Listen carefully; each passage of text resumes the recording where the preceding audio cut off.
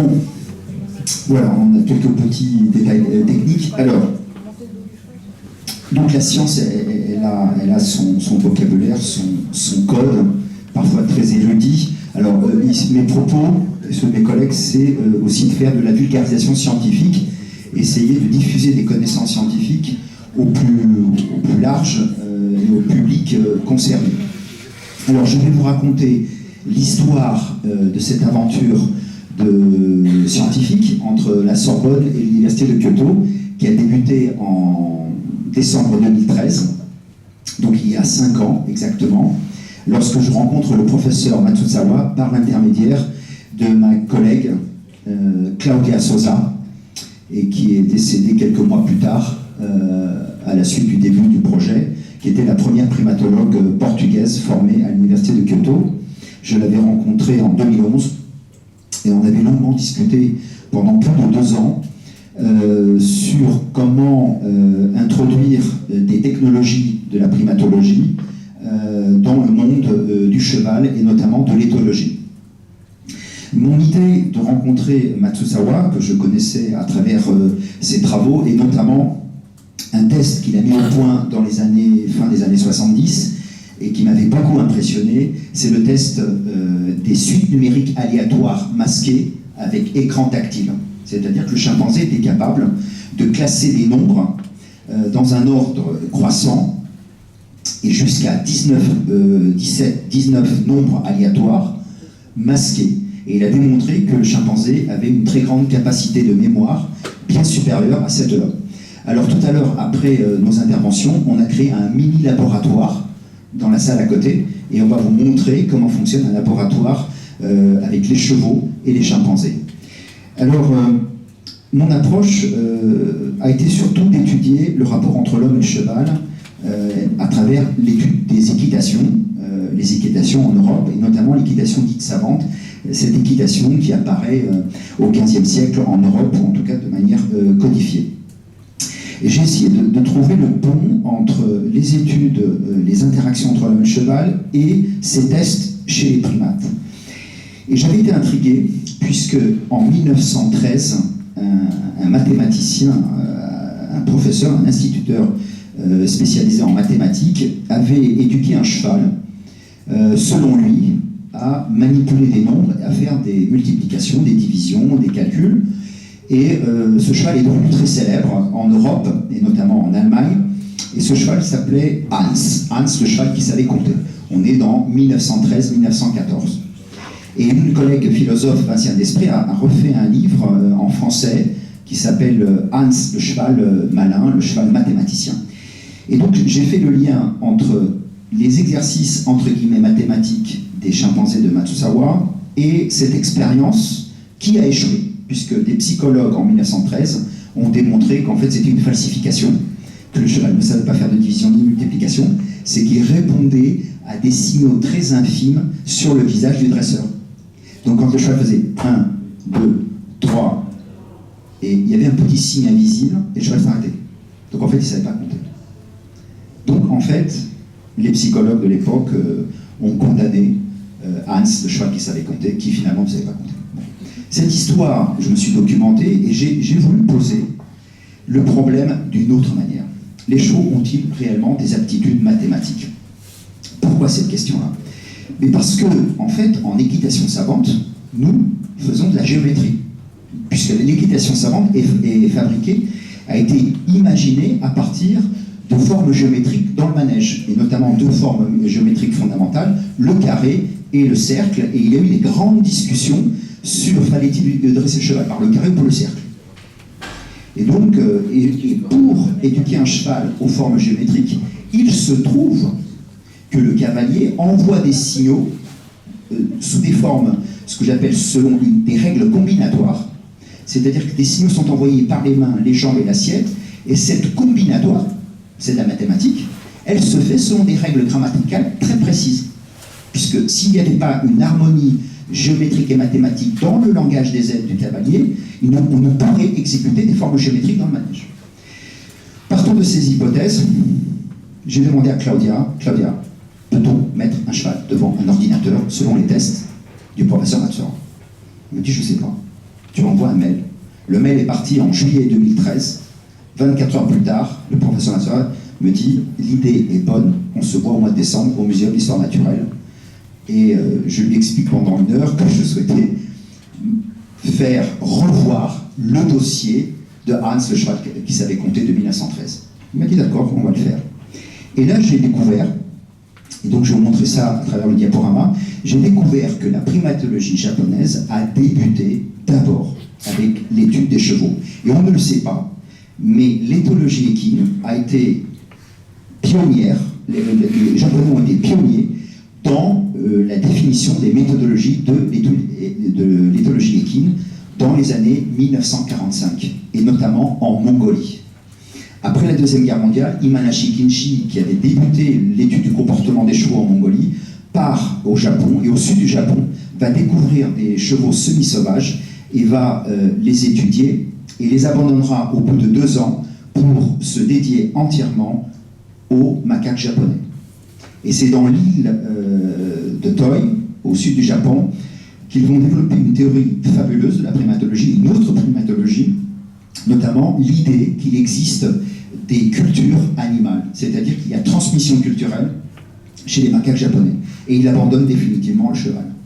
Et donc, en 2013, je demande au professeur Matsuzawa de revenir à l'étude de l'éthologie équine telle qu'elle a été conçue en 1948 par Imanashi Kenji, le père de la primatologie. Donc ici, c'est la Mongolie, avec Imanashi Kenji, le premier éthologue équin et le père de la primatologie japonaise. On peut avancer.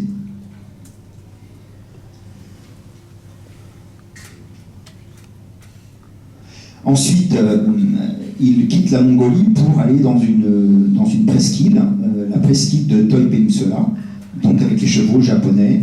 Et ensuite, à 15 km de cette île, il va étudier les macaques japonais et défendre la théorie des cultures animales. Et notamment, stop, on arrête là. Et donc ils vont développer l'idée que les comportements des macaques ne sont pas uniquement innés, mais peuvent être transmis culturellement. Il donne l'exemple d'une petite femelle macaque japonaise qui s'est mise à laver des patates douces alors que les primatologues avaient distribué pour la première fois des patates douces. Elle a commencé à laver les patates douces et tout à coup, une grande partie de la colonie se met à copier le comportement de la jeune femelle. De là, il va publier un article révolutionnaire. Le propre de l'homme, ce n'est pas la culture, puisque l'animal a aussi cette possibilité de produire de la culture. Et ensuite, le professeur Matsuzawa et ses collègues primatologues ont démontré la production culturelle chez les grands primates, chimpanzés, gorilles, orang-outans et bonobos. Ils l'ont démontré dans différentes stations d'observation en Afrique. Moi, j'étais déjà très fasciné par le monde de la primatologie.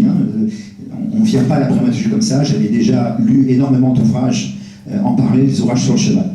Ensuite, ce qui me passionnait, c'était comment je peux améliorer l'apprentissage chez les chevaux de haute école, les chevaux d'équitation savante.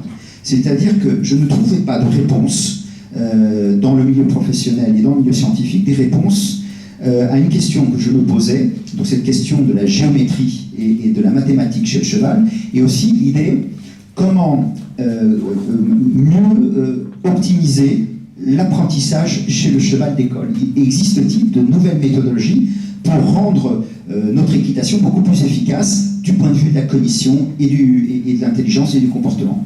Alors ce test est très intéressant puisque j'ai demandé à Matsuzawa, qui avait formé le premier chimpanzé, une femelle qui s'appelle Ai, qui aujourd'hui a presque 40 ans, et son nom Ai signifie amour en japonais. Ensuite, il a eu cette idée d'utiliser des écrans tactiles à la fin des années 70 qui ont été imaginés par la technologie japonaise, qui est très performante en matière de technologie de robotique. Et l'idée, c'était de demander à un chimpanzé de classer des nombres par suite croissante. Bon, j'avais entendu parler en mathématiques des suites arithmétiques et des suites géométriques. Et je me suis dit, bon, quel est le sens de tout ça? Alors moi, j'ai choisi une autre approche, qui est l'approche des sciences du langage, et notamment de la sémiotique, qui est la science du signe. Pour moi, classer des nombres de manière croissante, c'est en fait fabriquer une syntaxe particulière, c'est-à-dire faire une combinatoire particulière de signes visuels inscrits sur ordinateur. Donc, j'ai examiné, ça fait 4 ans que je voyage au Japon pour voir les différents tests qui sont réalisés chez le chimpanzé, et j'ai demandé au professeur Matsuura de réaliser des tests équivalents chez le cheval.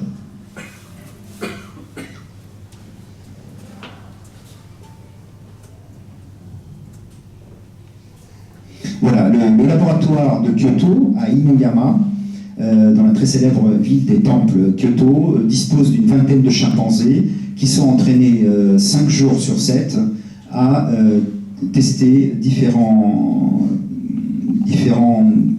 problématiques. On peut continuer.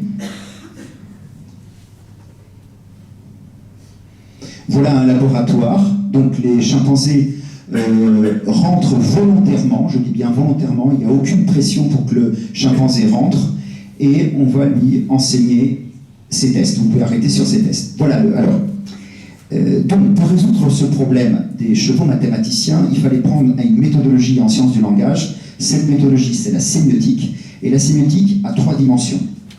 Premièrement, elle étudie la combinatoire des signes, puisque toute langue, tout langage, ce sont des systèmes de signes qui entretiennent des liens de différenciation, d'opposition ou d'équivalence. Donc ça, c'est des règles très, très importantes. Et ensuite, la syntaxe, c'est-à-dire la combinatoire, va produire ce qu'on appelle du sens. Ce sens porte le nom de sémantique. Et ensuite, on va analyser le contexte d'émergence de la communication, ce qu'on appelle la pragmatique. Donc la sémiotique est la science de toutes les formes de langage, humaines ou non humaines. Et avec ma collègue Astrid Guillaume de l'Université Paris 4 Sorbonne, nous avons créé la Société française de zoosémiotique avec un site qui est en ligne, et vous pourrez observer tous les travaux qui vont être menés donc l'année prochaine et les prochaines années autour des problèmes de langage humain et langage non humain. Donc j'ai replacé cette question des chevaux mathématiciens dans un contexte beaucoup plus large qui est le langage entre l'homme et le cheval, langage humain, langage non humain, et savoir où se trouvent les limites entre le langage humain et le langage animal, et qu'est-ce que c'est le propre de l'homme du point de vue du langage, qu'est-ce que c'est le propre de l'animal, est-ce que peut-on parler d'une séparation entre langage humain et langage non humain. Regardez bien cette structure, et le professeur Tetsuro Matsuura a mis au point 3 tests pour moi qui sont fondamentaux. Comment mettons un cheval devant un ordinateur comme un singe? C'était déjà une prouesse technique, puisque le chimpanzé a un avantage, c'est qu'il a les doigts, le cheval avait le nez. Donc il fallait fabriquer un ordinateur spécifique pour chevaux. Donc il a fallu imaginer un dispositif et une méthodologie particulière adaptée au cheval. Ensuite, j'ai assisté aux différentes étapes et j'ai envoyé mes élèves donc accompagner mes collègues primatologues. Et donc, en fait, j'ai observé qu'il y avait 3 phases fondamentales dans l'apprentissage donc de ces tests pour le cheval ou pour le chimpanzé. Premièrement, pour amener un chimpanzé ou un cheval à toucher un écran tactile, il faut que l'animal se focalise sur une seule unité, c'est-à-dire un seul signe sur l'écran. Donc, lorsque nous avons commencé les tests, le cheval était concentré sur un signe aléatoire qui apparaissait une dizaine de fois. Et le cheval devait se concentrer juste sur ce signe. Ce signe porte le nom de target, cible. Cette technique-là est utilisée dans les delphinariums ou dans d'autres dispositifs avec d'autres espèces. Donc l'animal est concentré sur un seul signe, le target. Une fois que l'animal, sur une dizaine de tests, arrive à toucher sur le seul signe apparaissant sur l'écran, on va passer à la phase numéro 2, qui est la phase de discrimination, c'est-à-dire proposer des tests binaires. Et ça, c'est très important, puisque la binarité est un principe utilisé en sciences du langage et découvert à la fin du 19e siècle par Darwin. C'est ce qu'on appelle le principe d'opposition, le principe d'antithèse. Le signe existe par son contraire. Donc un signe n'a pas d'existence en soi. C'est tout signe, dans toute langue et tout langage, rentre dans une interaction avec son opposé ou son équivalent. C'est ce qu'on appelle le principe de discrimination en éthologie, ou principe de binarité, principe d'antithèse ou principe d'opposition. C'est connu depuis la nuit des temps et c'était conceptualisé en linguistique contemporaine et chez le père de l'évolutionnisme, Charles Darwin. Donc on a préparé des tests binaires discriminatoires pour le cheval que nous allons vous présenter, et vous pourrez voir dans le SAS à côté les tests en réel. Et là où le professeur Matsuura a eu un coup de génie, c'était dépasser le test binaire, c'est-à-dire faire un test, cette fois circulaire, c'est-à-dire prendre 3 éléments, 3 signes, et créer un raisonnement circulaire. Et vous savez qu'il existe un jeu en Chine et au Japon qui s'appelle pierre, feuille, ciseaux. Et donc, le ciseau coupe la feuille enveloppe la pierre casse le ciseau coupe la feuille. Donc c'est un raisonnement ternaire. Et donc nous sommes face à une syntaxe ternaire qui, cette fois, n'est pas binaire, mais totalement circulaire. C'est-à-dire qu'il y a un lien cyclique de connexion entre les 3 éléments de cette syntaxe. Donc on est passé de la syntaxe unitaire, monique, diadique, sous forme binaire, et triadique, circulaire. On va continuer.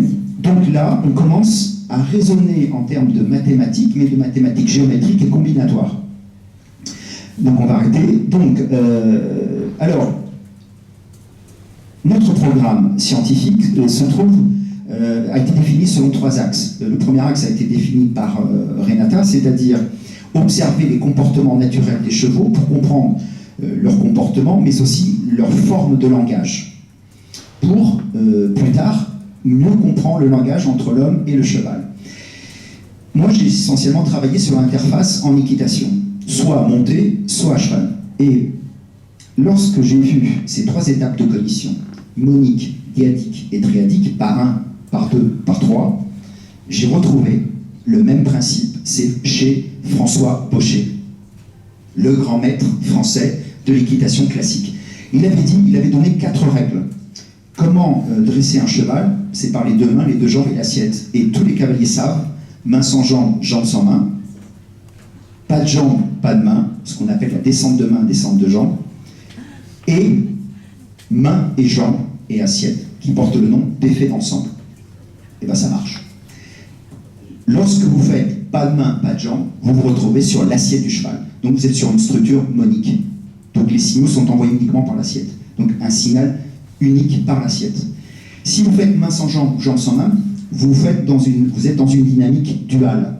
Vous opposez les mains aux jambes, et donc vous êtes dans un système binaire, comme sur l'ordinateur. Donc le cheval apprend la binarité. Et le coup de génie du maître français, c'était de connecter les 5 Z, 2 jambes, 2 mains, une assiette. Et il a porté le nom de effet d'ensemble. Or, un ensemble, il y a cette idée de circularité. Il a fallu que je discute avec des professionnels du cheval pour me confirmer qu'effectivement, il y avait une forme de circularité dans l'effet d'ensemble. Donc on retrouve bien les 3 étapes fondamentales de l'intelligence et de la cognition, soit par ordinateur, soit en équitation, qui est les 3 structures fondamentales, c'est les structures moniques, diadiques et triadiques, c'est-à-dire les triadiques ou pentatoniques, dans le cas de l'équitation, ce sont des structures dites circulaires. Donc les 3 choses fondamentales, c'est concentrer le cheval sur un écran ou en équitation sur l'unité, le signe unitaire, apprendre par le jeu de discrimination binaire, et ensuite la structure circulaire. Donc ces 3 structures syntaxiques, cette combinatoire, permet en fait les apprentissages variés. Donc on va continuer.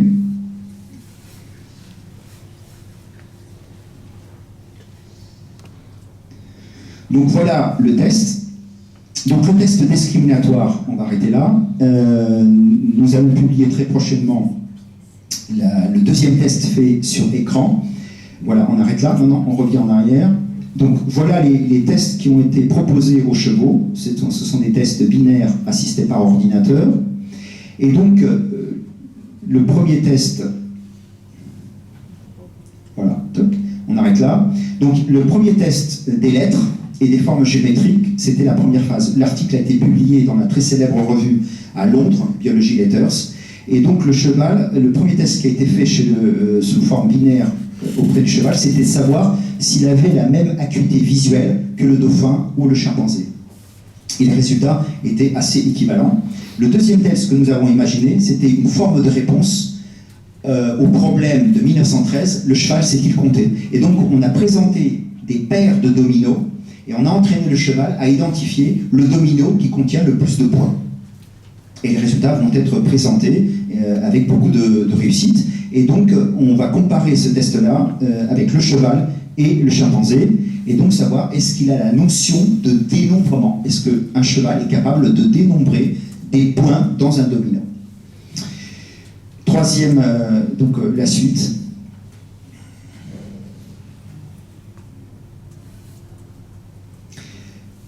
Donc, pour terminer, nous avons essayé de revenir aux prémices de la primatologie japonaise en allant investir le nord du Portugal et étudier les comportements sur place. Donc aujourd'hui, ces trois axes sont depuis 3 ans, nous permettent de générer un certain nombre de connaissances, certes très modestes, nous sommes vraiment au début. La science, ça ne se compte pas en 1 année ou 2 années, ça se compte sur plusieurs années. Mais l'intérêt de ce programme, de combiner l'étude en espace naturel, les expériences en interaction avec l'humain ou les expériences assistées par des modèles informatiques comme chez les chimpanzés, vont nous permettre, et en tout cas dans ma problématique des sciences du langage, de comprendre les mécanismes du langage chez l'homme, chez l'animal, l'interface. Et peut-être l'une des questions, c'est comment est apparu le langage chez l'homme ou chez l'animal. Donc, mon hypothèse, qui reste aujourd'hui à affirmer et à se développer, c'est que je pense que les structures de langage, leur base, elles sont géométriques. Et il se trouve que le cheval est certainement le premier animal qui a été entraîné très tôt à l'assimilation aussi de ces formes géométriques à travers l'équitation savante. Donc mon idée, c'est de tenter de percer avec mes collègues les mécanismes profonds du langage humain, non humain, et montrer en quoi il y a un continuum, il y a une continuité entre humain et non humain. Donc voilà, donc je vais conclure très rapidement. Donc ce programme va prendre de l'amplitude. Il a débuté avec l'université de Kyoto, on a ouvert à l'université de Coimbra.